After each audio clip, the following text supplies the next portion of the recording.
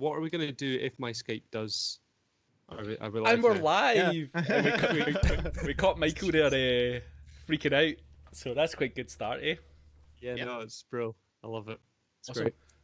hello to anybody who's out there decided to come and join us for our first live session of Always the Worst podcast. It's all four of you. And three- Or What? So surely there's one. it's just us three. Yeah, us three keep my eye, make sure Twitch is We working. all have our own Twitch open, and Donna. And Donna. Well, I hope so. So, to anybody who's maybe not listened to us over on Spotify, we like to talk shit about films 9 times out of 10. We like to talk shit about TV, and overall, we just like to talk shit. Yeah. That's true. That's Okay, it. I'm Chris. I tend to try my damnedest to run this, but doesn't seem to go very well for me half the time. And today, I'm joined by Micheal. Hello, that's this guy. That's me. Hello. That's indeed. And also Mark. Yeah, I'm the guy who gets forced to the bottom apparently. Like, is this where I'm supposed to be? Yeah, no, you're holding us all. You're holding us all up, Mark. Mate, you're Yep. just carrying us. That's what is actually happening that's it. here. I think it's actually just a pecking order. I'm the bottom feeder at the group, so I'm just Until you find something positive to say, you don't get moved up. okay. Okay. Okay.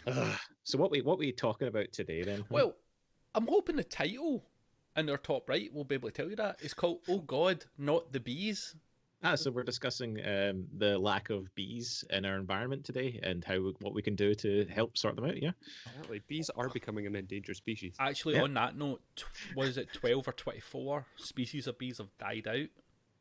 Oh, I was way looking to at it on Twitter. fucking raise our spirits, man. Like, Sorry, you brought it up, and I'm like, shit, I actually talk about this. It popped up on my Twitter yesterday, and I was like, oh, God, that's bad. So there's murder hornets and less bees. So it's like the things that can save us are getting outweighed by the things that want to kill us. Well, Perfect world. yeah. I mean, we're going to use the murder hornets. We're going to weaponize them, but yeah, that's not what we're talking about. We're not here to talk about bees. We aren't. No. Well, one type of bees in particular, I guess, and that's the ones from the 2006, I'm going to say, remake Yes. of The Wickerman that we all decided to watch this week. For what reason?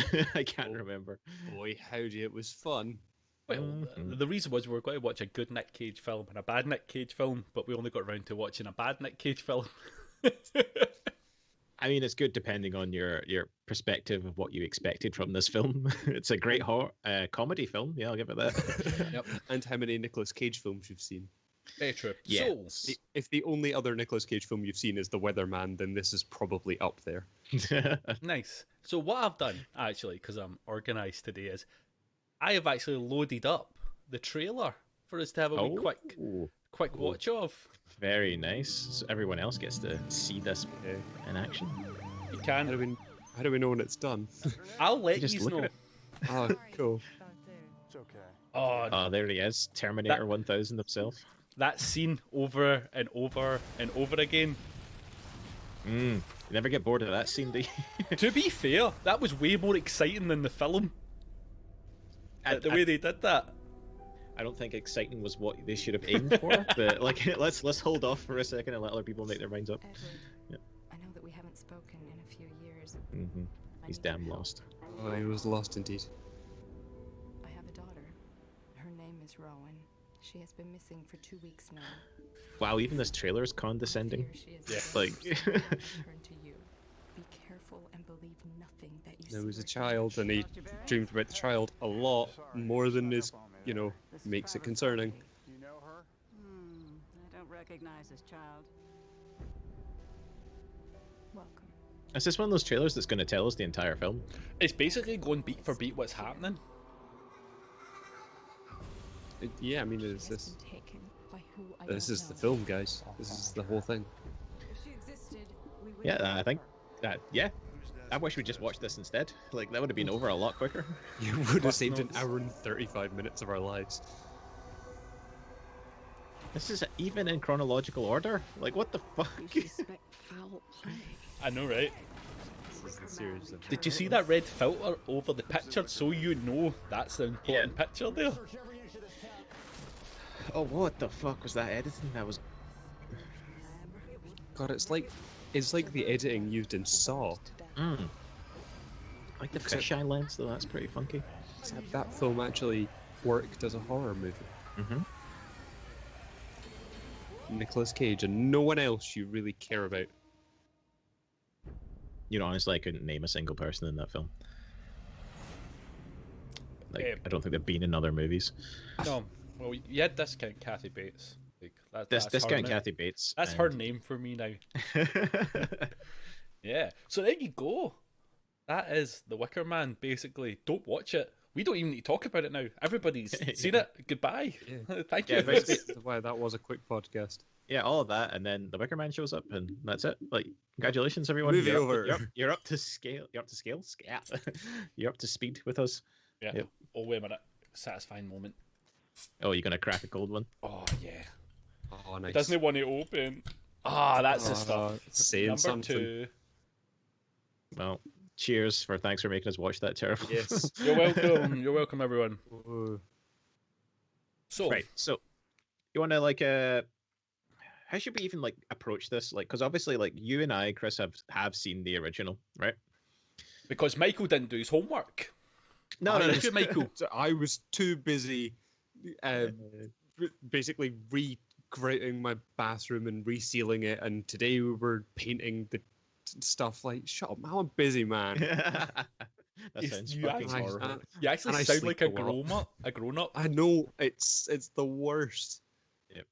I had that moment today when I was folding clothes. So I was folding clothes, very grown up, like folding up the weekend's clothes. But I had Baby Metal in the background. I'm like, I don't know if I'm a grown up yet. If I'm listening to Baby Metal as I do this. No, that's fine. You're allowed that.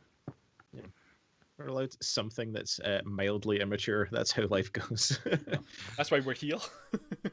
Yeah.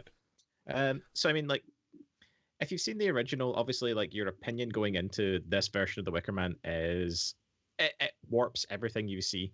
So I don't know about you, Michael, in particular, since you had no expectations going into it. Like, All I had was like your usual hearsay of this film and just how awful it is. Like, this seems to be the film that most people will go to if you want to say, "Oh, what's a bad Nicolas Cage film?"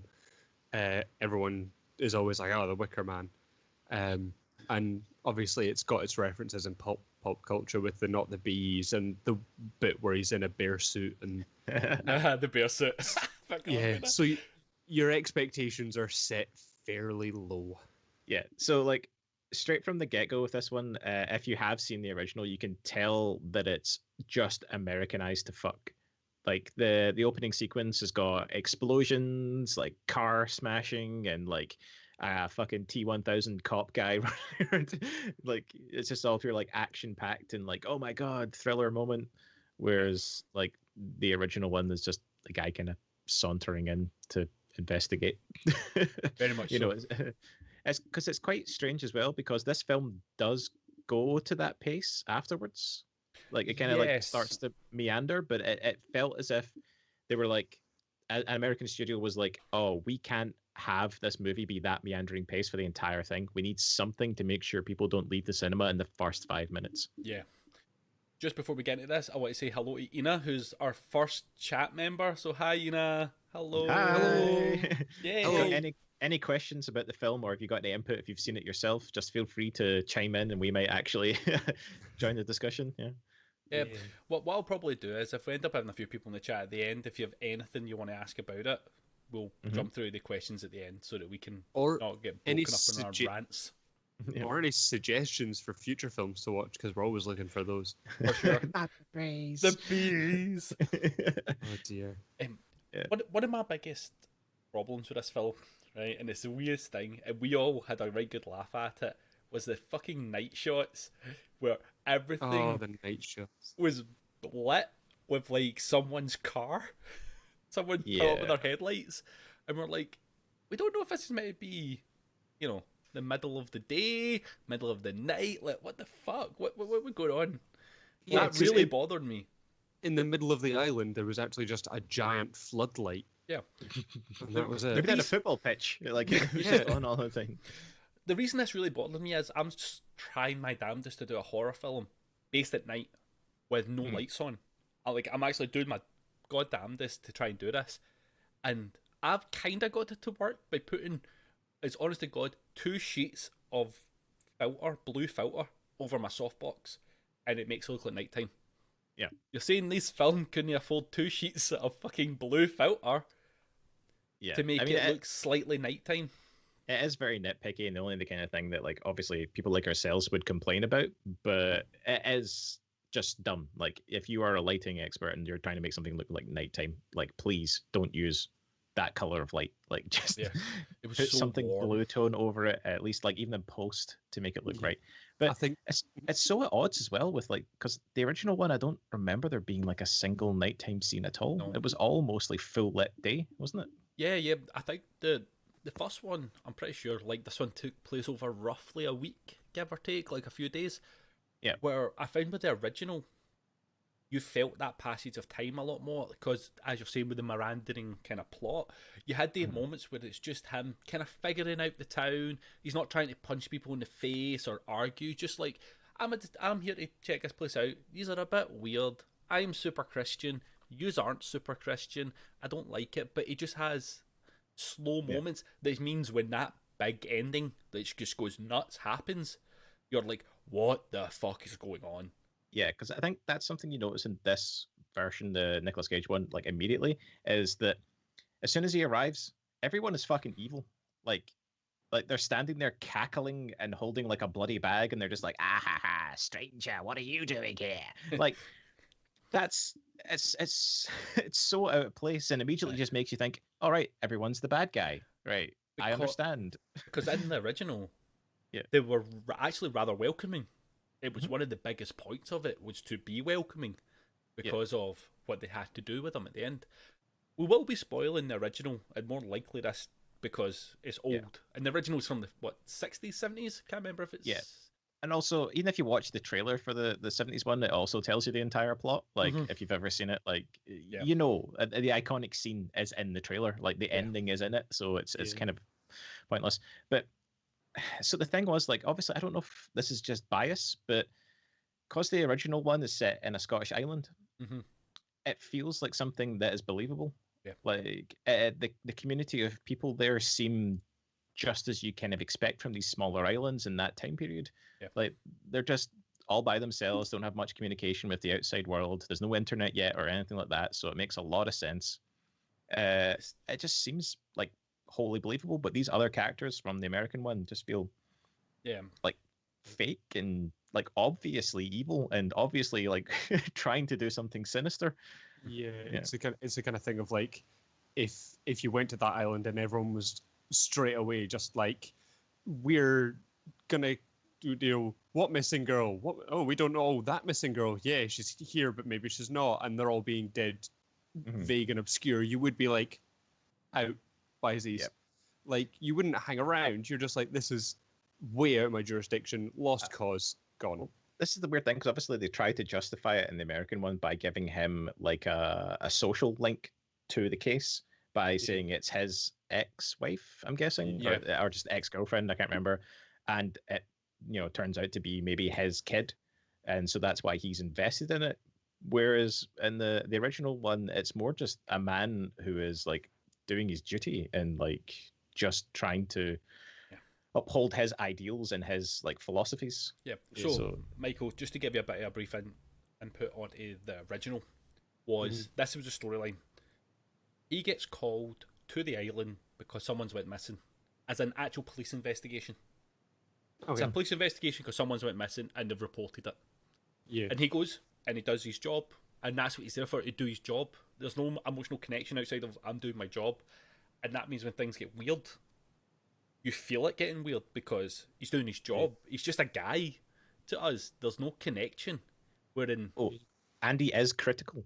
Like the second he interviews the woman's the child's mother, and she says, "Oh, whatever." Like when they mention that she's missing and stuff, he's like, "What the hell is wrong with you? Why are you acting like this? This is not appropriate. Like, how can you just be so flippant about your child being gone and stuff like that?" It's he's a more believable character because even if he has less motivations, his actions are believable.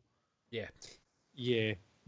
I guess they're like his actions and what he does and all that stuff just makes more sense, like from a character standpoint and like a police officer standpoint, whereas like obviously Nicolas Cage wakes up one night and he's like, it's nighttime, time to dig up this grave and then go down into the bit I know is flooded. That seems like a good idea for the middle of the night. There's just no sense or logic behind his it's not actions. even like just Nicolas Cage's characters. Like all the characters in this film seem to have completely muddled like motivation or understanding. Like spoilers for the end, because obviously one of the twists is that everyone on the island is sort of like playing him in a sense to kind of like manipulate him into I don't really know what, like because they could have just sacrificed him the second he arrived if they really wanted to. There's no need for the whole playing around thing. But essentially, everyone in this movie obfuscates information intentionally for the entirety of the film. You do not learn anything more about the case than what you learned going into it. Yeah. Every person he talks to is just like, oh, I don't know. Yeah. And that's it. There's no investigatory work is done. They just say, I don't know. Yeah, they're all kind of obscure for obscurity's sake. Yeah. Yes. I have something lined up because you're talking about the under the water scene, with him going into that bit. Yeah. One of the better parts of the movie, one of the great scenes of the movie. Oh, when he finds the doll. When he finds the doll, give me a wee second. I'm just getting it lined up. Oh, nice. Right. You got to see. This is acting. Best acting. Yes. Oscar nominations right here. Oh, so good. See, 10 seconds of gold is what that was. 10 seconds of fucking gold. Oh, wrong How to one. get burned? How to get burned? I know. This was a thing that bothered me, actually, see, from knowing the original compared to this one, was there was a bit of an interest with the younger lass, like the kind of early 20s lass, with Nick Cage. It's a wee Willow, throw. yeah. No, not Willow. The other one. The one ends up disappearing for the whole film, but she has this thing of, take me off the island. Oh, no, right. I got confused because in the original, the character of Willow is supposed to be someone who's a temptress for the police officer, whereas in this one, Willow is just his ex. Yeah. Right? And but then they put in a character who is supposed to be kind of like the Willow from the original, but she does nothing. She kind of gives it a wee flirty moment and then drops it and then never returns. Yeah, and then asking him to take her off the island. Yeah, just to disappear until she starts trying to dropkick him. Like that's the thing, is like she isn't seen again in the film. Like seriously, until she turns up and just starts going like at it, like tries to like kill him out of nowhere, and Nicolas Cage drop kicks this woman. Like I'm not even kidding. He does like a proper WWE style 2-leg drop kick type thing and puts her through a wall. Like it's so good. It's the best thing ever. It's fucking peak comedy. It's like the most slapstick thing. Probably you wouldn't even see that in like a Hangover movie or something like that. That's the only thing I could think that has that level of comedy fighting. Yeah, this is like the equivalent to Rush Hour or something. Like it's yeah, comedy action is what it was. Yeah. But that's the thing. It's like that character in particular really bothered me because the edition we watched was actually supposed to be the director's cut. Yeah. Right, and I have seen the undirector's cut version, and there's fuck all different, right? Like all the same scenes are there. So whoever this director is, you have no vision, you have no care.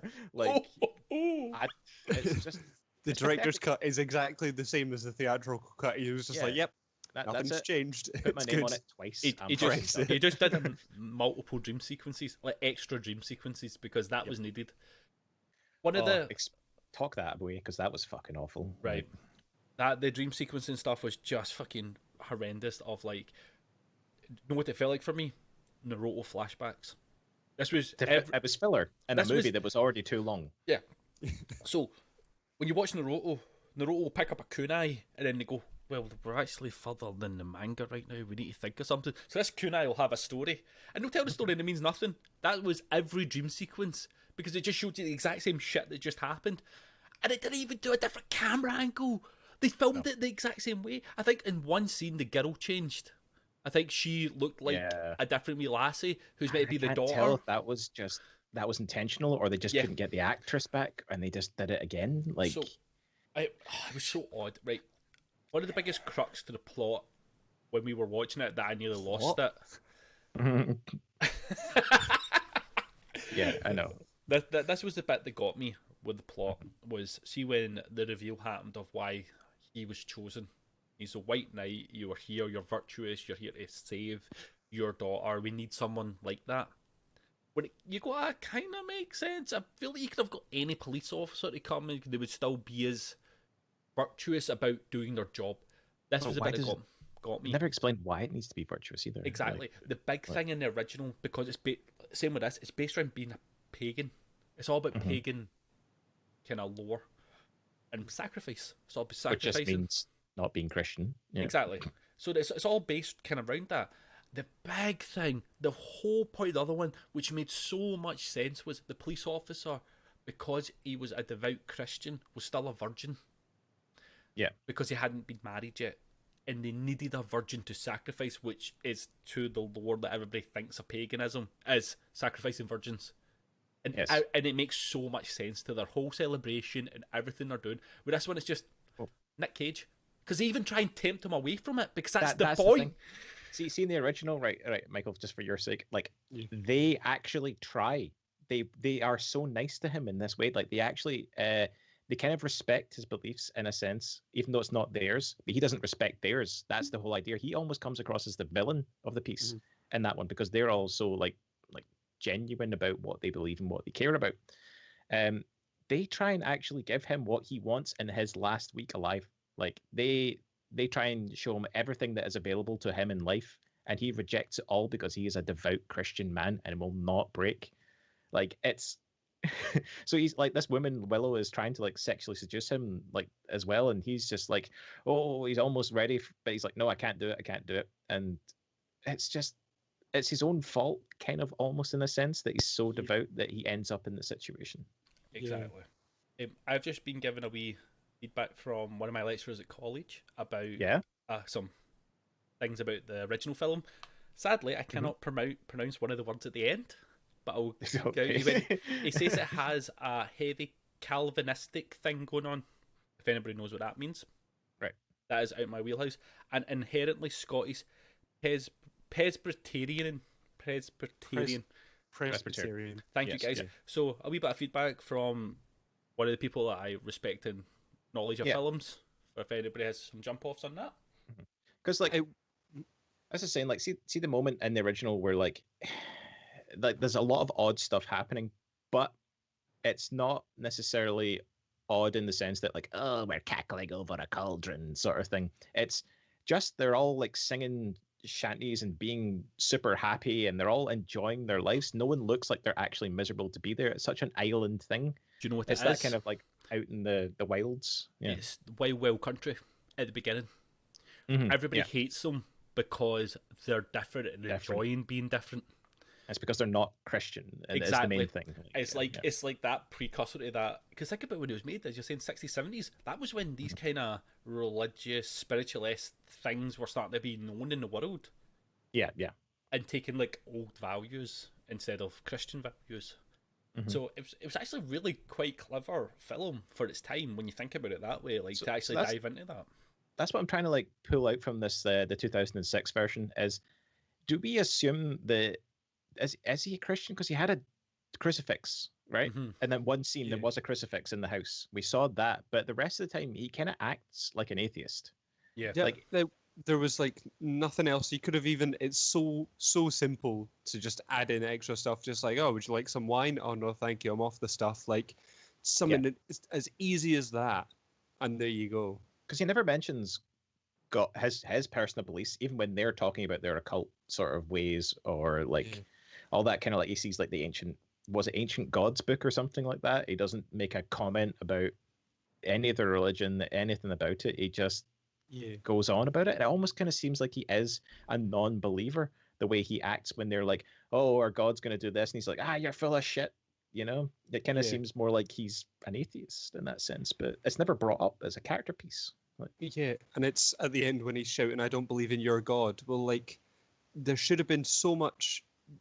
What this remake really could have done is explored the whole paganistic side of things, because there is so much to being a branch of Christianity. or like it branches off from the original three religions. Yeah. They could have explored how it's a polytheistic thing, and they could have talked about the many gods. So when he said, I don't believe in your God," they could have been like, which one? Which one? Pick, Yeah. pick one, yeah. Yeah. And they could have had more talk about like, there's this God and that God, and like they could have talked about each one a bit more in depth, and then seen people dressed as those gods at the end. Yeah. Like, just take one of the main themes of the film and explore it a bit more. That could have just helped so much. yeah. See, with the dressing up part, this was the problem with that film. See, when that scene all happened, and it was actually quite happy. It was super happy. Like, it was nothing creepy about it. I think. Are we talking about the end, 2006? 2006, yeah. Because the original was right. fucking offsetting as fuck. But see, when they did it in the original, one of the big things that they done was you got to see them making their costumes as the film goes. You get to see them preparing for this day.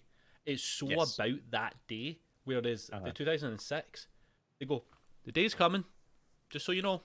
No. Like even not just that. Some of them say like, oh, like the thing's happening, but other times he's like, so what's happening in a couple of days? And they're like, I don't know what you're talking about. Yeah. And like it looks like nothing is being prepared. No one is doing anything. Whereas in like the original, people are setting up the maypole, doing the dances, getting all their costumes prepared. Like actually, like because it's a celebration for them. It's about they're not ashamed of what they're doing. Like it's just normal for them. And that also leads into like see Christopher Lee's character. He's the polar opposite because he plays Summerisle in the original, right? And you know Summerisle is played by a woman, what's her name, like Ellen Burstyn, I think she plays it. And in that one, and she plays it overtly evil, like as an obviously like sinister person, whereas Christopher Lee's version is a very pleasant man who actually just wants to understand. This is a big thing for me is see the overtones of being really pleasant. That's sinister as fuck. Exactly. It's the Stepford Wives. I think I said that when we were watching it. It's that Stepford Wife thing of these people are so nice and good that there must be sinister. That's what the original had. This one they had very much of case of we're the worst type of people. We're actually the worst, and we want you to know. It's something they didn't even. Oh my god! Just remember that they didn't even bring up properly. The guys have all had their tongues cut out. It's like you figure it out as it goes on. See towards the end when somebody he goes. Then they never explain once, not once, why. You kind of put it together of like these people are here for breeding and nothing else, and maybe manual labour. But that is such a cool thing that they could have dived into and really having him discover some of the stuff about around the matriarchy of that island would have been so unsettling of watching them demean these men and watching them take away the kind of manliness of the guys because outside of being a seed, you're not useful to us. Yeah. But they just go, nah, they cut their tongues out and they shag them. Like, this is a weird thing because, like, obviously the 2006 one has this massive theme of like kind of like a feminist sort of like the whole commune is about women first, right? Yeah. But it's never actually explained how that came about or whether or not they believe that their god is female or anything like this or why it's important for them to structure their society in that way. And it's just all like just everything about this movie is just swept to the side the second it's brought up. Yeah. And it just it frustrates me so much because there could be like a lot of lore, a lot of things to delve into, but the characters themselves never actually explain anything. They always hide every fact. And then the main character himself is a shit detective or investigator. Right? So he picks up on none of it. And it's just fucking annoying. I think this film tries to, it goes with the old saying, show don't tell, but it tries to avoid telling you so much that it doesn't even show you anything. Yeah. Well, actually, what it does show you is the same dream sequence 47 times of that girl getting blown up in a car. Right. But because that was really important to the plot that you need to remember, a girl got blown up in a car. Yep. This is what this film is, right? Michael, you're steaming drunk. You're absolutely out of your face drunk, right? Strong as his beer. I have gave you the cliff notes of the Wickerman. Write me a wee bit. That's what this film is. It's like somebody's not watched The Wickerman and went, I know roughly what it's about. There's a guy burning in a big wooden man at the end, right? Yeah. I've been given quite a nice wee comment about it, and just a question to put out there of, is it something to do with the differences in audiences of the context of death of religion and the rise of atheism? Because with the 70s ones, it was very big on religious purity, where this one, as you brought up, the both of you, is about, we think Nick Cage might be an atheist. But he does have a Jesus cross in his house. He does have some of that kind of stuff, or because that's a very American thing. I think even if you're on the religious, having a crucifix doesn't kind of mean anything. This is one of the things I wanted to expand upon, was the idea that obviously the original version has that theme because that was very prevalent at the time, of course. And that's why this one fails in the 2006, is because it doesn't try to adapt that idea into modern times. If he was like a very militant atheist, then that would be the new thing, because obviously then he's fighting against their system, and you would want to see how he goes about that. But he never brings up his own beliefs or his systems or why he's even doing anything. His sole motivation is that this is a girl that he used to know. That's it. Yeah. Like, somebody I used to know, somebody. That's the song came out when I have the. Like, see, it needed to have something a bit with more gravitas. Like, see if the scene at the beginning where he's like obviously like trying to get this girl at this car. Then he goes and he sits down in his house and he's distraught for ages, and he can't really go to work. He doesn't feel right. See if instead that we had established that, like, I don't know, he was only distraught and destroyed because like maybe him and his wife previously had a child and they lost it or something like that. Like something that tied it in and made it really about him. He also had another one for me for that, because everything about this is religious undertones. That's the point of the whole thing. What if, just kind of theory crafting, was he had the chance to save that girl and stuff, and he prayed, like, instead of him just depressed on the couch, he prayed for some kind of sign or redemption for what happened, because it was his fault. In his eyes, like at any moviegoer, it's his fault that he couldn't save her. And also his fault he was standing in the road and the truck ran into it. But exactly. It's like, it's his fault, right? It's his fault, and he wants redemption. There was not enough build up to him going to the island to justify. See, like, take away the whole scenes of him in the police station. Yeah. Talking, because these scenes are irrelevant. You could skip back past about 15 minutes at the beginning of this film of him just going, I'm going to go to this island because that lassie I used to, going back in the day, I'm going to go and save her. Because that's what it's meant to be all about, is, the gong came back here. Did you hear that? Apologies. But see if you did that and then just made him pray. Just give him 5-10 minutes of trying to pray to God and getting nothing. I don't feel as if that's relevant these days, though. I don't feel like religion is as big of a talking point for the general audience. That's the thing, though. But the fact that he does that and nothing happens makes him bitter and makes him disjointed. Then the island. Yeah. You could have possibly went with like a sort of opposite, like, so obviously when the police officer lady comes to visit him at his house, you could have seen something like, empty bottles of like whiskey or wine on the table, possible, something. Even, I know it's a very on the nose, but you could have had, say, the crucifix from the background and a Bible just in the bin next to the door. Yes. I know that is very on the nose, but just something to show like where he's at, because like there really is zero motivation here. We as an audience don't understand why he's so connected to this ex of his, right? Because I mean, if I got a letter from one of my exes that said, come to an island, I think my daughter's missing, I'd be like, fuck it, call the police, mate. Like, even though he is a police officer, but he's not in that area. Like, he comes from across, it's Washington, isn't it? Yeah, he's in Cali. And he's from California. Like, he should not even be there. Or even worse, it's like, what, 6-7 years since? You'd be like, new number, who this? Yeah. new postcode, who this? So you know what else is, like, going back to the scene with the men with their tongues cut out, even if, so obviously the way Nicolas Cage acted throughout that film was just I use acting as very loosely. Yeah. Eye acting, lots of eyes. See, even if he had went to those extremes, and when the guy tried to talk but he couldn't, see if Nicolas Cage had just like grabbed his face and like held his mouth open, and even shown us that the guy didn't have a tongue. Yeah. As opposed to just like, oh, maybe that guy's just got a mouthful of soup or something. Like maybe he can't talk right now, but.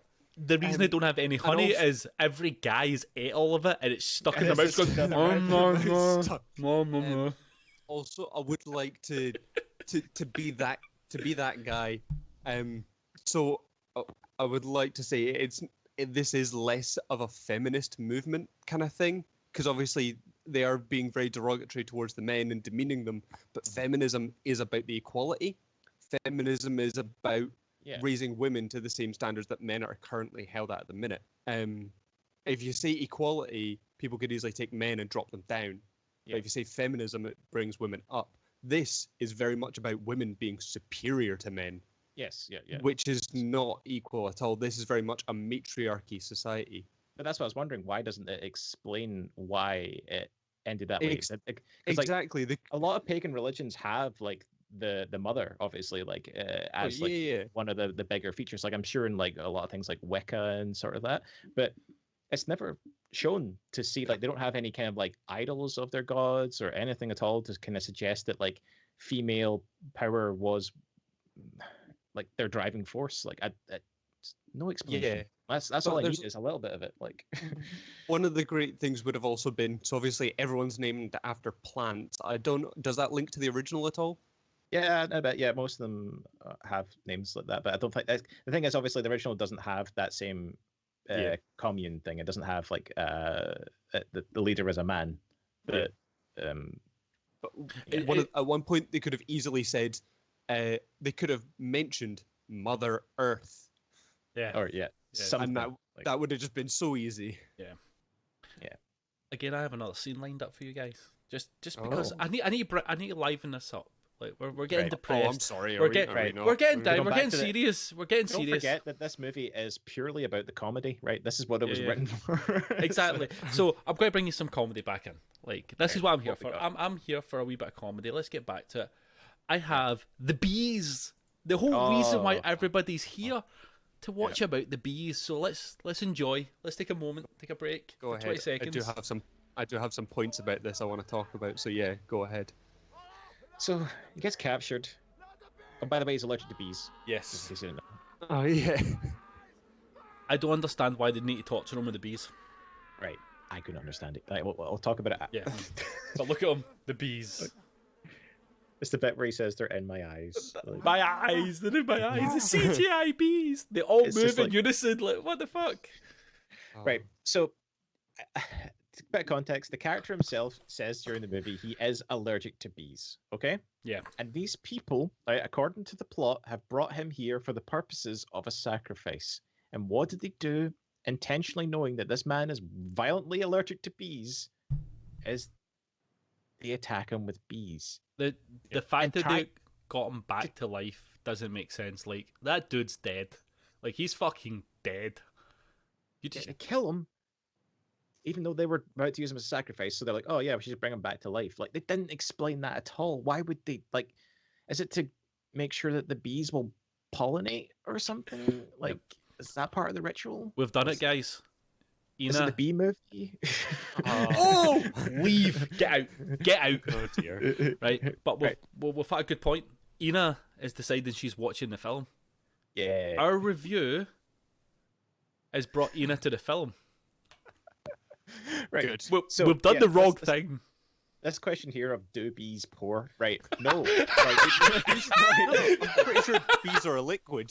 So essentially, when you're a beekeeper, yes, you have to motivate them to move. Like, and generally, a lot of the time, they use smoke and other devices to kind of get them in. But, like, no, in this one, they're a vase of bees. No, did you not know bees are like 95% water when they're in a group? Yeah, no, they're liquid, yeah.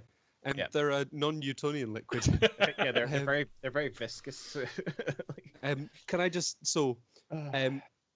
a much loved horror film by many people, Candyman. Oh right, yeah. Full of bees. So many bees in that film. It's all about bees because in the flashback you see Candyman was killed by bees. Yep. This film was released in 1992, 14 years prior to this. Mhm. Did they use CGI bees? No. They got tons of I don't want to say highly trained bees, but there was like a beekeeper. There was stunt bees. They're stunt bees. And they all got pads on. It's like you look They at them, all, they've got wee pads all over them. I think there was either like a beekeeper or bee master or something who essentially had hundreds and hundreds of bees. There was a scene where, what's his name? Bill. John. No, Tony Todd. Yeah. He opened his fur jacket, and you see hundreds of bees all over his chest. And there's scenes where he opens his mouth, and he's just got bees in his mouth. Yeah. So it doesn't show that you can't get highly trained bees. I get obviously pouring them into a guy's fucking mask is different. This is the thing. but- Maybe this is when we find out that Nicolas Cage is actually Allergic to bees. allergic to to bees, Right. so he couldn't do it. Like maybe that was the only reason. Right. I have an actual serious point to bring up about that, about Candyman. This one is, think of the time period, 2006. This is when CGI is becoming the norm. This is round about that kind of era when CGI is slowly becoming as cheap as doing it practically. I think we're starting to hit that point, and that's why it happened. I don't think it's anything to do with the VFX artists not being able to do it good. I think it's just VFX at that point we're starting to get cheaper without the quality. See, like now we've got unbelievable quality at good pricing. I think we're at that middle ground of it was actually a bit cheaper than it would be to hire a guy that's got bees. But this is the thing. I feel like it's also a failure on the part of the director, because obviously you can see from the way Nicolas Cage acts that the director has just said to them, like, pretend they're all over your face and they're doing something. Yeah. And to Nicolas Cage, he's like, how do I emote this to other people? And he literally says the words. He's like, they're in my eyes, they're on my face, they're here. Like, to help people understand that there's actually going to be bees put in afterwards. It just makes you go, that was the best shot out of all the takes they took of it. That was the best one. Unless you're right, maybe the director was writing a horror comedy. Like, he watched Scary Movie like a couple of days earlier before he started shooting and went, mate, I'm going to make Scary Movie with just the Wickerman and see if anybody gets it. Yeah, but you also got to remember at this point, your major complaint about the VFX was actually not the bees, it was the water, because they decided to CGI in that it was an island. Like, Right. like Talk amongst yourselves. I'm going to find that fucking shot Jesus of Christ, that. right. That's that freaking thing, right? Like all they could have done is basically go to a library that they have for footage and maybe find an island, because he sure as hell didn't fucking film this island live. So there's all this CGI sea all around the place, and it's fucking terrible looking. It's like something of a PS1 like intro sequence. It's like, I don't know. I don't know. Like, it was bad. It was like so bad. and to think there's only like two, as far as I can remember, two uses of CGI in this entire film, and they're both fucking shocking. Like, Yeah. Does he think he got like his son to do it, or just someone on staff just get them in? Like, they could do fluid simulations. Like, bees are fluids, right? Yeah, that's the thing. I can't even find a picture of it because it was so bad that nobody even wanted to screenshot it. Exactly. Yeah. But it was like, no matter what time of day it was meant to represent, it had the same lighting. Because I'm pretty sure there was maybe one of the island turning to night and one of the island turning to day, and the sun set in the same place. It rose and set in the exact same fucking place. Like, but it has the same motion as well. Like, it's always choppy. There's no still shots. Well, this is the other thing. Is like, it's quite important. This is me bringing it back to the original one. When they get to that part where they're at the cliff edge and they're gonna put up the Wicker Man and all that kind of stuff, every person on set has been blown by the sea wind because they're on a fucking island, right? Their hair is everywhere and it's all just mental. And this one, the sea is stationary because it's CGI. Mm-hmm. The actor's hair is stationary because they're in the middle of fucking Washington. because they're CGI as well. Yeah, it's like nothing about this shows attention to detail. Like, the whole movie feels like it's filmed almost like a budget TV show or a Hallmark film. Yeah. If you get that feeling, like, everything feels like either closed in on set or just not filled out enough. It's just so... Yeah, this, like, it should have been on Turner Classic Movies or something like that.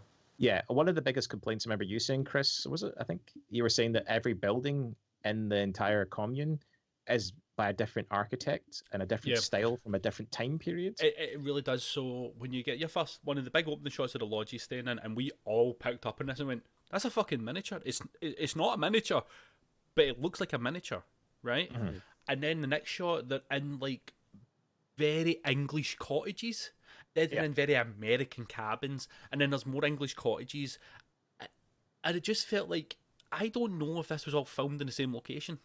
It had that feeling of they went to like 4 or 5 different locations and went, what's kind of oldie looking, and just mashed it. I understand it's America, so when it's in America, you could have a street that's architecture is massively different depending on the people that built it at the time. But for a film, this is an island. It's This an is supposed island. to be it's privately owned as well. It's supposed to There's be many like... have been there from colonial times, from when we came over. Remember how she mentions that her ancestors have lived on this island for this amount of time? Surely they would all be consistent then in some regards, because they're all ancient buildings, and it's just such a lack of care, attention to detail, and everything about it. I know this sounds nitpicky to anybody listening, but the fact is this film failed so heavily on scales, on plot, on tension, on the fact it's kind of a thriller. That's what the Wickerman is, a thriller that leads into horror, because it's a detective film. That's essentially it, Yeah, it's a detective film that turns into a horror film. And it's such a cool merging of things, because that's two things that are all about building up tension and then not giving you the satisfaction of relieving that tension, right? Well, this feels so colossally bad that you start picking up on stupid shit. See if you watch a film and then you pick up on the most stupid, irrelevant nonsense, like us with the nighttime scenes. Like us with the architecture. That shows you how bad a film is. Yeah, because to say for like, this is my like second viewing. How many times have you seen it before? Just that was your first time, or that was my first time. That was my first viewing of it. But again, I seen the original, so I've got. That's what I'm saying. Like you're watching this for the first time and you're able to nitpick. Yeah, like, exactly. That's how poorly put together this entire thing is. But to give it credit to the original as well, it was pretty low budget and quite meandering pace as well, and it also had that kind of like Hallmark TV show feel to it. So I'm not like completely like saying the original is free of criticism. Of course not. It could be highly criticized in a lot of places, but at least its themes, its tones, and its like entire plot structure is well thought out and applied. And I cannot say anything about this one that works that way, unless we want to change gears and call it a comedy, and then it's just a semi-good comedy. Yeah. Okay, I've got a. Oh, and you go, Michael. You go first. I was going to say from the comments, we've got Donald Edits. Oh wow, you took my point. You stole it. And it actually comes back to one of our other podcasts where we're talking about where we talked about Leprechaun. It's not often a matter of budget, because you can have high budget films be terrible, and you can have low budget films be good. Yeah. So yeah, this exactly it harkens back to that. It's like it's just people not caring. People are just putting stuff out because they've been told to do it. Yeah. As Donald put it in that way, the whoever was doing the VFX was given what they were given to work with. Like VFX teams, sad to say, are given just get this done this date. That's it. And that team could have been a small team, but as you said, some of these people went on to do some good things. The artists worked on there went on to do some better stuff. I'd like to kind of look into who it was that did it and see what they've done. But I'm going to take your comment on board that way. But thank you for giving us a wee bit of feedback, Our fact checker. We have a fact checker. I like this. That'd be great, because stops me from having to Google every 2 seconds. Exactly. In this instance, I think it was pretty much a matter of they were given a spoon and told to chop down a tree. Yeah. Okay, so I think we should wrap up the review part of this. We've spoke for about 50 minutes on how much we hate this film. Unless it was a comedy, then it's one of the greatest comedies ever. Because I mean, like, if you watch Nicolas Cage punch a person while wearing a bear suit, that's That's fucking hilarious. I It's, mean, like, it's pretty right, fucking brilliant. so to be fair, like the original movie does have a very similar scene where he's dressed as a jester, Joker. I was kind of like the the jester type character, but The he fool. runs up and punches Oh, right. in the same sort of manner, like almost like they were Okay. trying to replicate the punch. I want to actually defend the original for that more so, because okay. the setup of him being in the fool's costume was set Yes. up by the village because he is the fool and they must sacrifice the fool who is actually the virtuous man. Yeah. So I just want to defend that because that's really clever how they done it. So can you defend the part where then it starts playing like a fucking crazy electric guitar solo as he's running away? Like, because Yes, that's fucking shit. amazing. Like that, like the music in the original Wickerman is fucking brilliant. Other than that scene, Yeah, no, like, I totally agree. That electric I totally guitar agree. thing is like, what the fuck were you thinking? Yeah. Like, I'm surprised with all the inbreeding there wasn't more banjo music playing in this one. Yeah. Ding ding ding ding ding ding ding.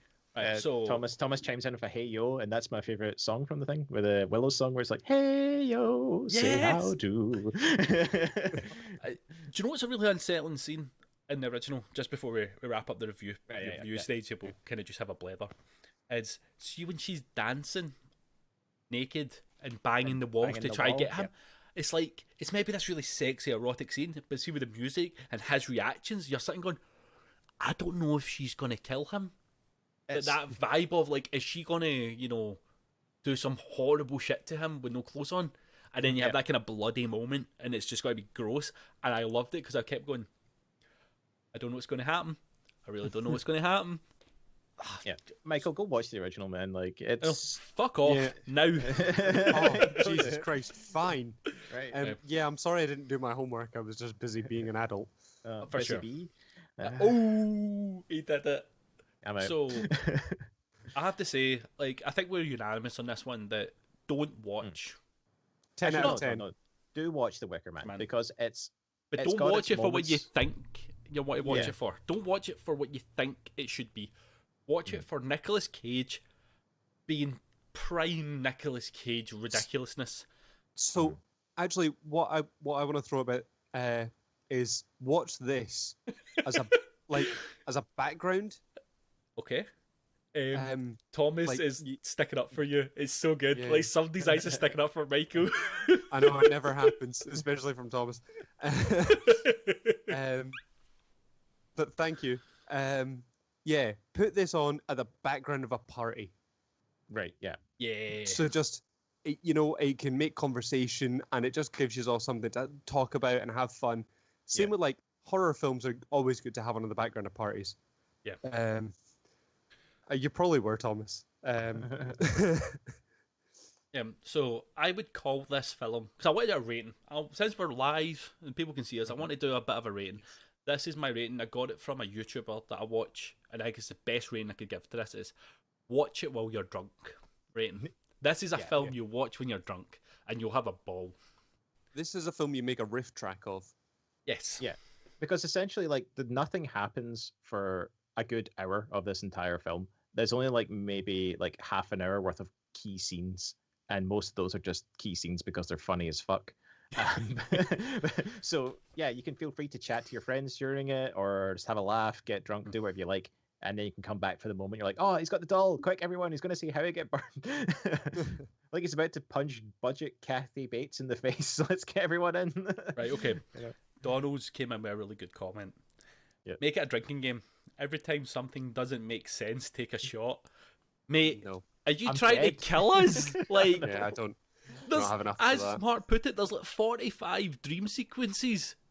Yep. Like, you try to kill us, man. So, I think we can kind of call it a day on the review part, but Oh, if- God, yeah. but the thing, one of the big Please. films that we're going to go into next, which I would like to go into because I'm a massive Lovecraft fan. I completely understand because when you say that nowadays, a lot of people have their backup because of he was a horrible human, and I get that. But I love the worlds he built, and I love what people have done with it since.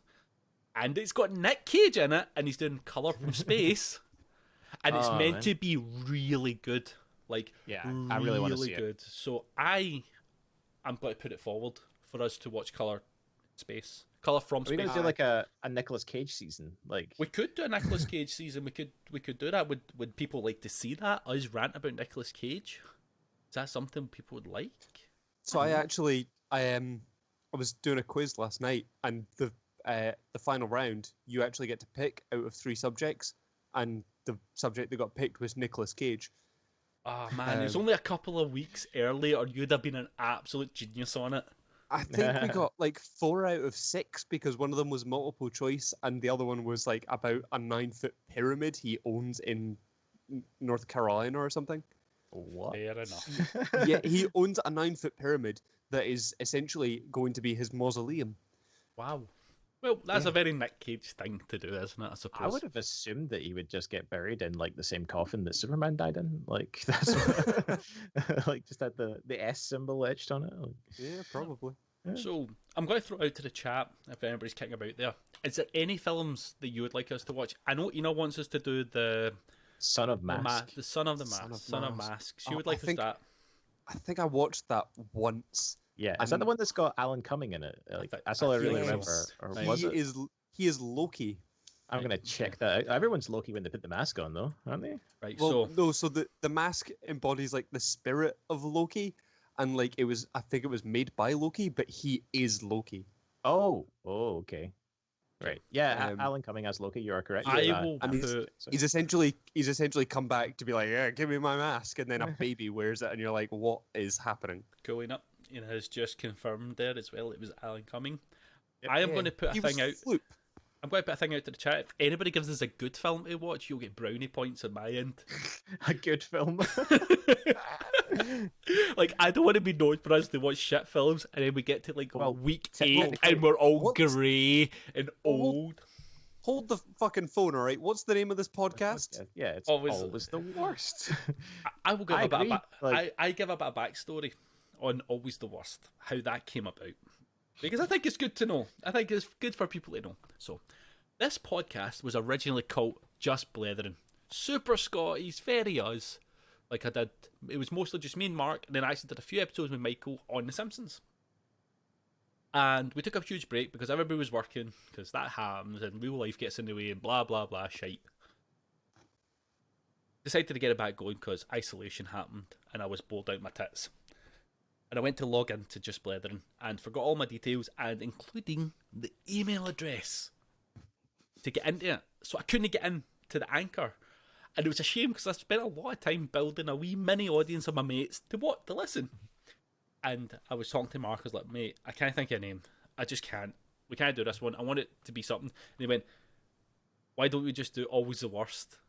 And I went, right, that's fine, done. So it wasn't even like we were like, oh, this is the best name ever. We went, that's a name. Let's move on. I liked it because I thought it would work with whatever our subject was. Like you could have a colon afterward, and it'd be like, always Yes. the worst Nicolas Cage movie, Yes. or always the worst, like always the worst And do podcast. you know what? It's grew on me, and I love it Yeah. to bits. As you've seen when we sit and making logos for about 3 weeks. Yeah. Yeah. But Ina gave another good suggestion. If you want a good movie, right? And she has suggested Marriage Story, which is a Netflix film with Adam Driver and the God damn it, why I can't remember her name. Scarlett Johansson. Scarlett Johansson, yeah. I'm and dying to see that. it is fantastic. Like honestly, it's probably the best acting performances I have seen from anything in the past 10 years. Like straight up there, it's probably one of the best films Okay, made. we'll put it on the list. Like we're going to make a list of stuff, and then I'm actually going to do a schedule of it and just post it of a schedule of what we're going to be watching. I am down for what Thomas said. I'm pointing at the screen. That's where my arm's going right now. I'm pointing at his comment. Masters of the comments- Universe does. Yes, it's Dolph Lundgren. It like peak Dolph Lundgren. Oh, it's so good. I've also got another good one in from Alan, my lecturer at college, to watch The Incredible Shrinking Man. I have no idea what that is, so I don't even want to Google it. It's on the list. Right. So Donald has said 1 hour photo, right? And I will agree 100% because I just love hearing Robin Williams saying Neon Genesis Evangelion.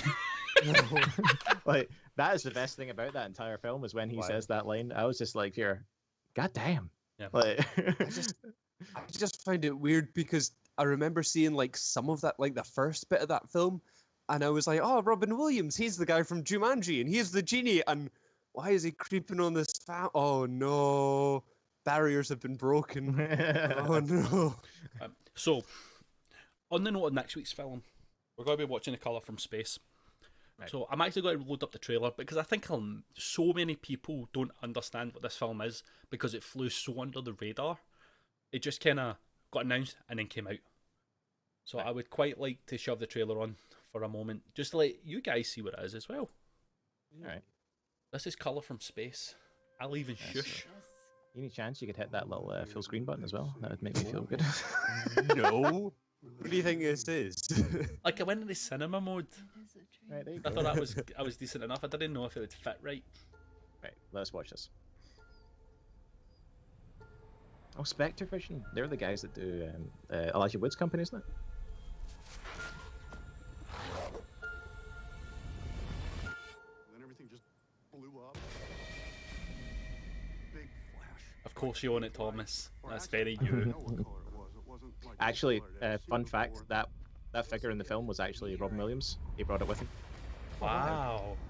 God, I didn't know Thomas had the figure that Robin Williams owned.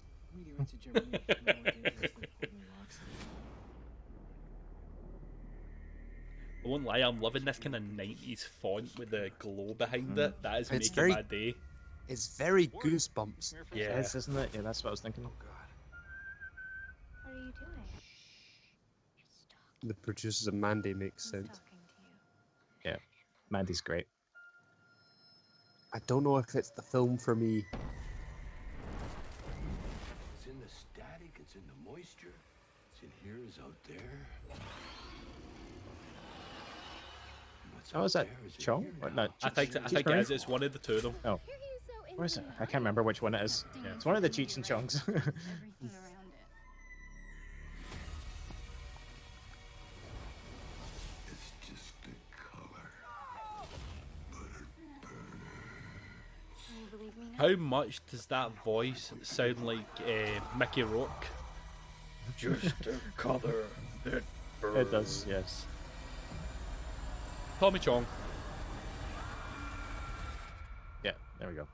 God, that film it looks so colourful. Yep. Yeah. Do you know, I like the look of it because it has that same vibe as Annihilation. Where Annihilation was super loosely based on colour. It's its own thing and it's its own book. But you Yeah. could definitely feel the references from Colour of Space. Especially with like the kind of like the unknown like geometry, if you get what I mean, like Yeah. the kind of like the bit at the end where things are just like so I love that film. indescribable to humans. That's what I love. Yeah. actually love that film. It's Guys, they such a spelled- good film. They spelled colour wrong. Goddamn Americans.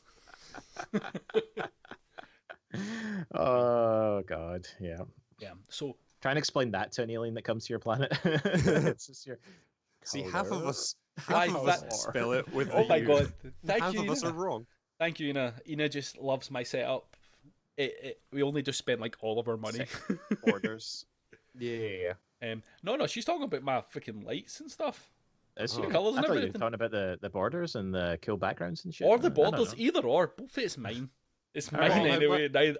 Anyway, we'll just switch off. Chris, it's you go and do your own thing. Yeah. Like I should I'm have a sorry that screen I here called just Chris. I should have a scene just for me. I wasn't getting Ah, any the compliments bother. on my See, I was stripped shelf. See, yeah. See, I told you she was talking about my lighting setup. My lighting stuff. Told you, yeah. That's because I went and got a new light today. I'm just going to show it. There it's there. It just hides behind my chair and makes that wall a wee bit Yeah. bluer. If we can wait another like 4 hours, we might actually get to see it because the sun might go down. I know, and I hope you're still in this chat, Donna. I hope you're still watching because I know you're not going to respond in the chat. But you've seen now that people are demanding that we have blackout curtains at the side of the living room. I want for everybody just Chris' to studio. just demand to Donna, just in the chat, just demand to Donna that we get blackout curtains. All I have to say is, Donna, you put up with enough. Just take Mark- your time off. Mark, Don't go give him fuck yourself. anything else. Go fuck yourself, He Mark. doesn't deserve This it. See, Ina's. Oh, fuck off! Donna's in the chat. Hey, but I'm glad So- Ina's on my side. That's quite good. Chris, you actually suggested taking a bin bag and using a bin bag to make blackout curtains. Yes. Donna, what I suggest is take the bin bag, put Chris in the bin bag, and just, job's a good one. That's what I think you do. But yeah, no, because that's what I had to do for filming my horror film upstairs, was I bin bagged the windows to make it dark. You know what I'm going to do as well before we watch this Color Out Space thing? I'm going to see if I can actually find the original story it's based on. And see if we can... I have read it, actually. Oh, okay. It's interesting. It's not great. It's just it's an interesting concept, which is my very Lovecraft thing. Is I don't think he's the best storyteller in the world by any stretch of imagination, but his concepts are cool. It's like one of the things of I'm so glad he just made his work open to everybody. Yeah. That's good because, like, anyone being able to make anything within his universe allows like endless possibilities. Yeah. Like, so we have been going for about an hour. That is usually round about our time, in my opinion. I think an hour is a good time for us. I Mark usually hit that gong. I usually don't last that long. There we go. Because Mark's got a stream tonight, and I don't want to take up any more of his time. Ah, I'm nice. go stream. Mark, where can we find your stream? I don't know. Some place called Twitch. But my stream is at /Arkham Cult. But I'll put that in the chat to help you figure that out. A nice one. There you go. So for anyone listening to back this on the podcast, you can figure out how to spell it. This is the kind of gold you get on Mark's stream. A Kirby John Wick. Oh, that was a good one. That was a good night. That was a good night. The Doug trio with all the different villains on it was my favorite, personally. I saw that. No, I'll show you my favorite. My favorite was this guy. Let's see if it loads up quick enough. Which one? Yes. Oh, was it the Mario Brothers? Mario Brothers. Look at them. Look at that ass, man. The JoJo reference Mario Brothers. Yeah, that was a good one. So, Michael, where can they find you? I'm pretty sure you have a website and all that jazz. I don't know that I do. What the hell's my?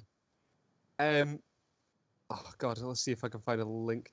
Don't you worry, I'll get you a link. I've got you covered. I'm trying to, listen. My laptop's highly limited at the minute. I'm just going to share it in the chat very quickly. No, I'm on it. Too late, mate. I've already got it done. Wait. Right. Tell them what it's called for all the people who can only hear this. Yes. if you're listening in the future on the podcast, forget about it. No. You can find me at reallyragingrobot.com, Really Raging Robot on Facebook, Real Raging Robot on Twitter. And I basically just talk about fucking nerd shit, man. Like lots of Pokemon, lots of Power Rangers are stuff I like to talk about.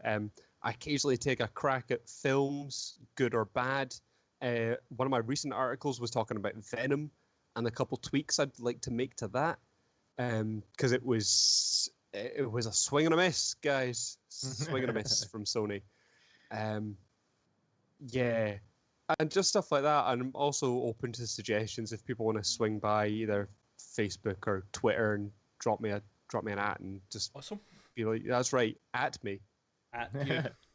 Don't at me, bro. don't at me. Okay. Well, I want to thank you, Michael and Mark, for joining me. Chris, what about you? You find what do me you here. do? You find me here. This is where you find me. And Chris also has a Twitch. Yeah. Yeah. Chris sometimes plays Gears. Aye, that's a bit. Like I'll play Gears of War every now and then, but this is slowly but surely this taking over my whole life. So. And he's now got his super new gaming chair, which has flames on it because apparently he mains Reaper. Ooh, there we go. We're getting a bit of an edgelord joke. Yep. But yeah, I want to thank both of you for joining us. I want to thank everybody that's joined in and participated in the chat. Thanks, guys. You have been brilliant. You are stars in my book. Good fun. Okay, so until next time, where we'll be diving into the colour from space. We'll catch you later. Space. Of space. Yep. Catch you later. Anyway, bye. Bye. Thanks for coming. Bye.